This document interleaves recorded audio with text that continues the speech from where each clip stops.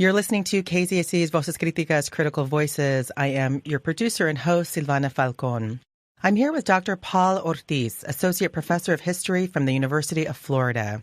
He was a faculty member in the Department of Community Studies here at UC Santa Cruz between 2001 and 2008. He's the author of numerous books, including Emancipation Betrayed, The Hidden History of Black Organizing and White Violence in Florida, from Reconstruction to the Bloody Election of 1920, published by UC Press in 2006. This book received the Harry T. and Harriet V. Moore Book Prize from the Florida Historical Society and the Florida Institute of Technology. He also co-edited and conducted oral history interviews for the award-winning Remembering Jim Crow, African Americans Tell About Life in the Jim Crow South, published by New Press in 2001. Professor Ortiz is also the director of the Samuel Proctor Oral History Program. I've invited him to the show to talk about his latest book, An African American and Latinx History of the United States, published this year, 2018, by Beacon Press. And this book is about the shared civil rights struggles of African American and Latinx communities. Welcome, Paul, to KZSC's Voces Críticas. Thank you so much for having me on. It's a great privilege. Thank you. In the book, you're portraying U.S. African Americans and Latinx thinkers as being shaped by a commitment to internationalism, this connection to peoples and struggles outside of U.S. national borders. Why it's important that this historical context of internationalism, engaged by Black and Brown communities, remains sort of present as we think about organizing against Trumpism today.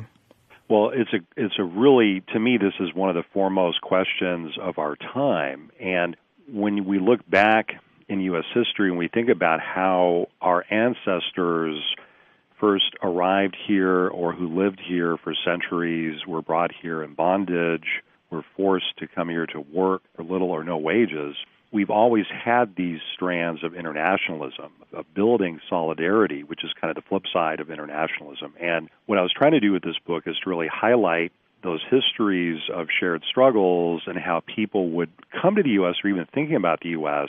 as a site of struggle and of connections between people from different continents, especially the global South, whether you're talking about Africa, the Caribbean, Latin America, because our leadership, you mentioned the Trump era, tries to teach us in many different ways how different we are in the U.S. from other people, how special, how exceptional, how unique we are, and that we can actually build a wall to protect what we have in terms of our uniqueness. But our history totally contradicts that. Instead of building walls, people have been trying to, build solidarity across borders, and that's something I think we need to remember today.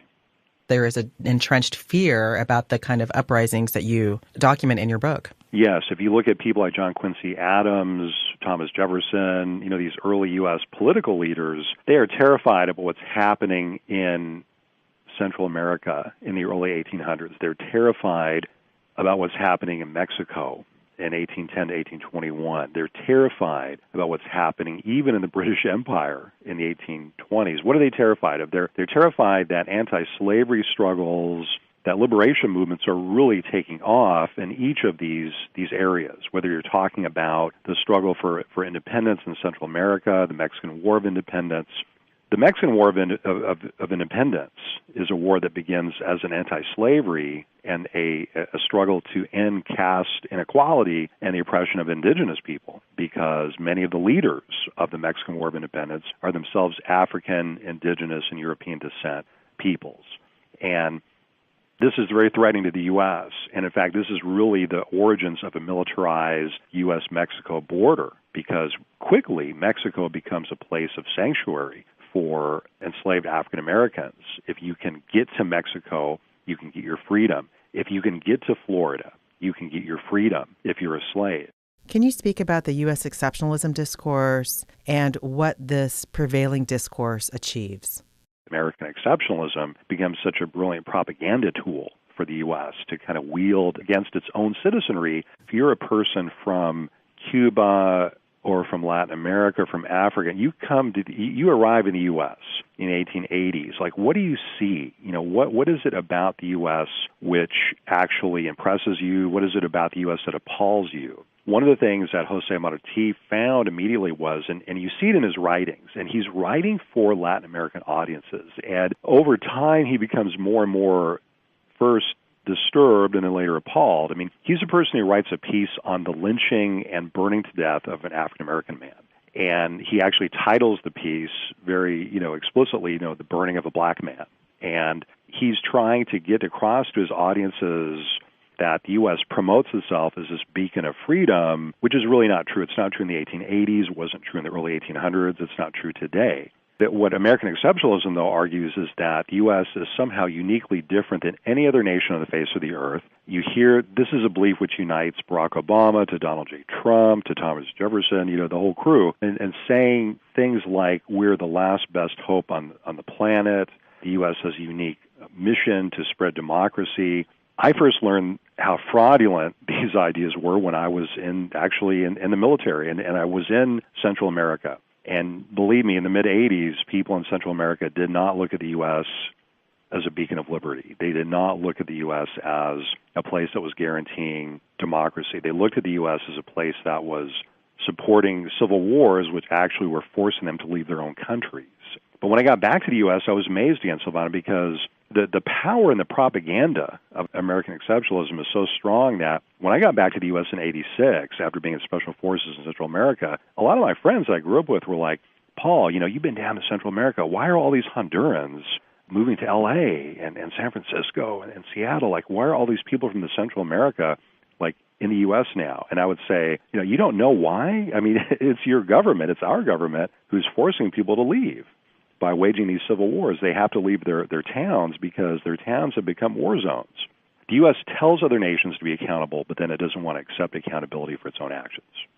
And then what you're talking about, too, is the way in which U.S. exceptionalism promotes this notion of isolation. And so, therefore, when people say, why are these Hondurans coming here? It's such a decontextualized assertion because it's not taking into account all of the layers that you've just offered us. One of the fun things about this book was the research. And I thought I knew U.S. history until I started doing this research. And I realized, wow, Paul, how little do you know? Because I'm reading Spanish language newspapers from the 1840s and 50s, and they're offering critiques, and they're saying that, here comes the U.S., it's moving across the continent, and it's moving across the continent by using military means because it's trying to expand slavery. It says it's a democratic nation, but we all know that's a myth. And what the California writers, which is the term used for the Spanish language press, for the writers, they would actually begin by saying, the U.S. claims that it's democratic. Well, let's break that down. Let's see how the U.S. treats Mexican people. Let's see how the U.S. treats blacks. Let's see how democracy and slavery work together. No, they do not. And so it's like I tell my students, to understand U.S. history, you either have to leave this country physically and go abroad and begin talking with people and begin thinking about, what is my country? What is it all about? Or you have to find a way to kind of imaginatively leave the country, because these narratives of nationalism are really just killing us. They're killing our ability to understand why we're in the mess that we are in today, where we have, a president who quite explicitly talks about building barriers on every level, whether it's a physical wall, which already does exist between the U.S. and Mexico, or tariffs or whatever the case may be. But I think as scholars, we need to begin asking ourselves, are our narratives, is the way we talk and think about what we do, are we promoting new forms of nationalism which make it easier for our government to promote nationalism? As you know, in the classroom with your students, I see this with my students as well, an increasing percentage of our students, I think, come from parts of the world which have been profoundly impacted and displaced by U.S. foreign policies. You're listening to Dr. Paul Ortiz, Associate Professor of History from the University of Florida. He's here talking about his latest book, An African American and Latinx History of the United States, about the shared civil rights struggles of African American and Latinx communities. One of the things I learned in your book, which I would love to talk a little bit more about, were these really rich multiracial coalitions that formed to support a range of international causes. And one of the ones you highlight or talk about is the groups that formed against South African apartheid. And you highlight a group called Latinos for a Free South Africa. And why did these activists feel connected to apartheid in South Africa, a geographically distant country based on where they were coming from? This is such an exciting organization, Silvana, and again, I scratched the surface. There's so many of these types of movement organizations that I would find. Latinos for Free South Africa is so fascinating. It comes out of what we used to call Spanish Harlem. So East Harlem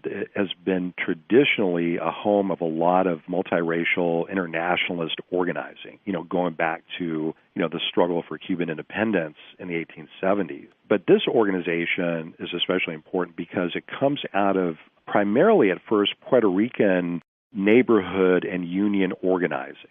And Howard Jordan, who's one of the early organizers. In fact, he does a radio program, and it was so fun. He interviewed me, actually, one of my first radio interviews for this book, and I was able to tell him, hey, you're in my book. He's a person who teaches ethnic studies now in New York City. But in the 80s, Latinos for Free South Africa came together around a number of premises.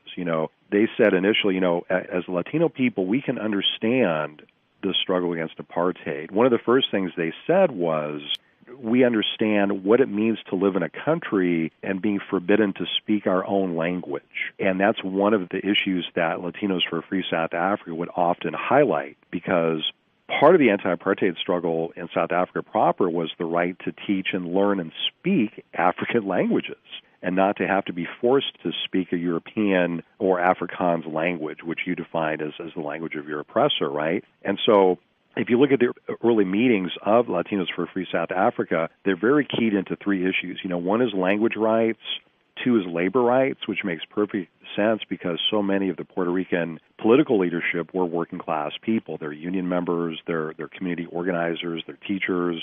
And then I think the third thing was a very explicit hope to link to civil rights organizations, African American civil rights organizations, which was deeply historical. So in New York, of course, you had the Young Lords who were very active, and the Young Lords had been this great Puerto Rican liberation movement which modeled itself after the Black Panther Party for Self-Defense. That is, the Young Lords had a 10-point platform. They were very anti-capitalist, and they would try to build these multiracial coalitions. In fact, in Chicago, the group was part of what we call the First Rainbow Coalitions, and that was in the late 60s. And so in some ways, you get to the 60s to the mid-80s, that's like this golden age of internationalism. And in retrospect, it makes perfect sense that those Puerto Rican organizers in this group would have come out of the earlier Rainbow Coalition, but then continue to organize. I mean, they're still very active politically. I mean, not the group Latinos for Free South Africa, but individuals who were trained as organizers in the group. Wow, that's amazing. What an amazing history to recover for us and that we could learn from today. One of the kind of popular refrains you'll always hear is like, history repeats itself, right? History repeats itself. If you don't know history, it'll repeat itself. And as a historian, I would like you to comment, does it? Is this popular refrain accurate? And if it is, what are we living in right now? What is the parallel historical moment that we're living in right now? Well, it seems like it does in some instances, doesn't it? I've done this thought experiment when I've been talking about the book, and I've been asking people, imagine this dinner conversation between John Quincy Adams and Alexander Hamilton, and Donald Trump gets thrown back there. That's 1810. They all get along together. They have so much in common, those three guys. But then on a positive side, one of the things that does repeat itself is, and it really, to me, the lesson of this book, it just cemented itself and made itself manifest all across the generations, was the importance of movement building, freedom movement struggles. And there you have a reminder that history can repeat itself in terms of the repression, the demands for, white nationalism, the racism. Those are perennial themes in U.S. American history. You just can't get around that. But at the same time, mass action, the general strike, what we were able to organize on May 1st, 2006, in some ways has an echo back to the black general strike against slavery, in the 1860s, and, the Haymarket in the late 19th century. Or in my class today, I'm teaching Latino history, and we're talking about radical Cubana women organizers in Ybor City in Florida, like, people like Luisa Moreno, who came there to organize. And then she later has to leave the U.S. But now there's this new generation of Latino labor organizers who are very militant. When I think of May Day 2006, I think of all of the women who were leading that movement at the forefront in AFSCME and other unions, first-generation immigrants, students of color. And so I guess you're right. I guess history does repeat itself, but, also in a negative, but also in a positive sense. There are some lessons here. That is, we don't get anything from this country unless we fight for it. So that should be part of the history repeats itself thing. You're listening to Dr. Paul Ortiz, Associate Professor of History from the University of Florida. He's here talking about his latest book, An African American and Latinx History of the United States, about the shared civil rights struggles of African American and Latinx communities. One of the chapters that I really enjoyed reading was Chapter 6 about racial capitalism. Can you talk about what you mean by racial capitalism and what were some of the elements that resulted in its reconfiguration in the early 20th century? Theory of racial capitalism is really formulated and distilled by Cedric Robinson, who was such a great teacher to so many of us. Cedric was a person who really got us to think about what he called the Black radical tradition. And the Black radical tradition is part of that tradition which unearths racial capitalism in the early 20th century. And thinking of people like, Eric Williams, his book Slavery and Capitalism, or Capitalism and Slavery, which was first published around World War II, C.L.R. James' Black Jacobins, which was published in 1938. These are books which established beyond a shadow of a doubt, that racism is integral to the creation and the reconfiguration of capitalism really from the 1500s on. I mean, you can go back further than you want, but I'm a modernist, and so I'll start from like 1492. And if you look from that time period onward, capital creates differences in order to generate more capital. So one difference that we have today is in my hometown, Gainesville, Florida, Latino workers have what they call a brown wage. What they mean by brown wage is that they get paid less for doing the same work that their Anglo counterparts do in restaurants, in construction sites, in hospitals, so on and so forth. So the brown wage is a way that employers actually keep workers divided. In other words, capital generates differences among people in the working class. And that's something I guess I experienced when I was a kid growing up, but I couldn't articulate what it was. I mean, we all knew that Anglo people were paid better. We knew they had better jobs. We knew that in some cases, we were the targets of a lot of animosity. They would say, Mexicans are lazy and they're stealing our jobs. And we would think, as a kid, you're like, oh, wait a minute, how does that even make any sense? I mean, I'm either lazy or I steal your jobs. But that's kind of a more humorous dimension of racial capitalism, is this idea that capital generates differences in order to generate profits and to keep people divided. One of the things I took away from your book is not only obviously the shared histories that you unpack for us, but the shared passion for emancipation. And I would like us to sort of wrap up by talking about how these shared struggles also speaks to a shared joy and a shared hopefulness, and why is that so essential for us today? It's absolutely essential. Carlos Munoz is an incredible pioneer of ethnic studies at UC Berkeley and one of my mentors and the mentor of so many different people. And Carlos Munoz taught us a phrase years ago, and he would say that, we often think about the outcome of movements, and we judge a movement whether it's successful or not. He said, that's not the point. He said the hope and the joy and the victory is in the struggle itself. That's where we should be finding joy and happiness and hope. How I think about this as a historian, it's also fun, too. It's really fun for me to think about that moment in 1865 where a group of black radical abolitionists get together, and they're having this big celebration about the end of slavery in the U.S., and a lot of the mainstream anti-slavery movement is saying, okay, well, now it's time to kind of close up shop, dismantle our organizations, we'll have reunions every 10 years or something like that. And these black abolitionists, people like Frederick Douglass and Henry Highland Garnett and others, say, wait a minute, stop. We may have kind of been in slavery in the U.S., but not quite, even in 1865. But what about Cuba?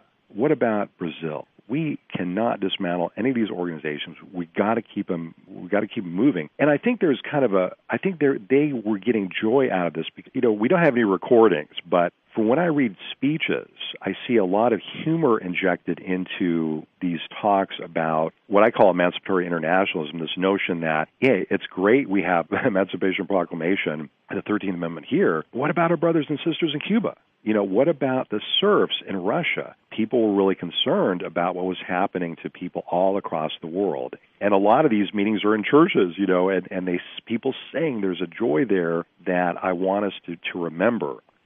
Well, I will say as a scholar and a writer, as I was reading your book, I said to myself, Paul had a lot of fun writing this book. I did. I think it really comes through in the writing. Yeah. It really does. Well, thank you. That means a lot. Well, thank you so much for spending some time with us to talk about your book. I wondered if there's any other kind of final parting words that you would like to share. I just want to give a major shout-out to Beacon Press, my publisher and my editors. Beacon Press is incredible.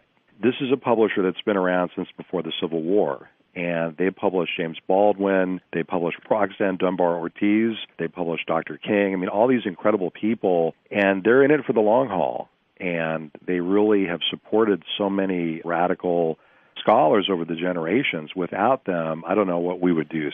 Well, thank you so much, Paul, for spending some time with us on Voces Críticas today. Well, thank you for your work, and I look forward to working with you in the future.